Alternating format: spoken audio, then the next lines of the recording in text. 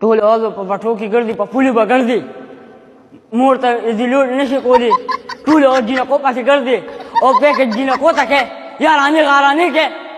چېرته مور ته دې ازلوټ ګرځي، چېرته مور ته دې پیکج ګرځي، چېرته مور لري کپړې اخیستي د ښځلنج بچیا ټول اوز زنانو پسې ګرځي، ټول اوز جینکو پسې ګرځي، پیکج ورته کې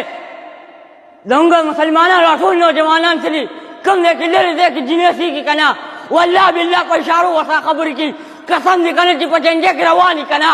او په اشارو ورسره خبرې کوي او په اشارو ورته هغه زنانه ورته وایي لمبر راکړه او هغې سره ټول اوس لګیایي ټول څه خبرې کوي د ماښام لمونځ چې لاړ شي دی به د ماسخوتن لمونځ چې لاړ شي د سهار لمونځ چې لاړ شي ټول څه هغې سره خبرې کوي وروره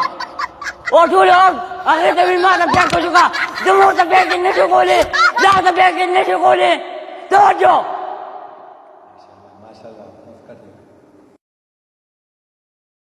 ټول اوازو په پټو کې ګرځي، په پولو به ګرځي، مور ته ازلوټ نشي کولی، ټول اوز جینکو پسې ګرځي او پیکج جینکو ته کې یارانې غارانې کې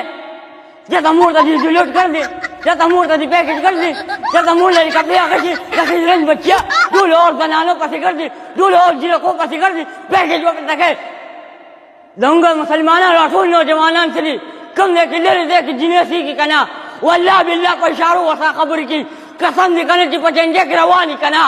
او په اشارو ورسره خبرې کوي او په اشارو ورته هغه زنانه ورته وایي لمبر راکړه او هغې سره ټول اوس لګیایي ټول څه خبرې کوي د ماښام لمونځ چې لاړ شي دی به د ماسخوتن لمونځ چې لاړ شي د سهار لمونځ چې لاړ شي ټول څه هغې سره خبرې کوي وروره